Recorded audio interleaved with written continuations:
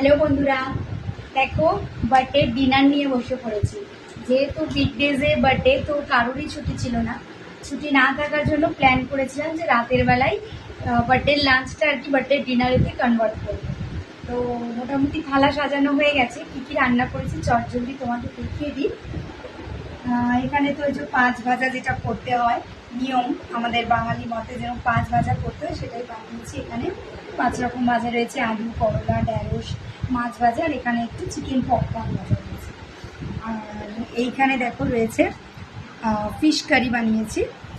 আর এটা বানিয়েছি হচ্ছে মাছের মাথা দিয়ে মুগের ডাল বানিয়েছি। মাছের মাথা দিয়ে মুগের ডাল, যেটা একদম ঘন ঘন করে বানিয়েছি।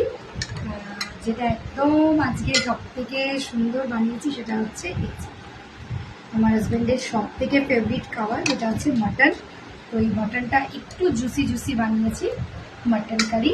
আর বানিয়েছি হচ্ছে পায়েস বা ক্ষীর, যাই বলতে পারো। এটা ছাড়া বার্থডে একদম অসম্পূর্ণ, খুব ছোটো একটা। আর এর সঙ্গে নিয়ে এসেছি মিষ্টি।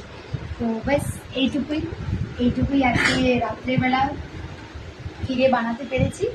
তো কেমন লাগলো ভিডিওটা অবশ্যই জানাবেন।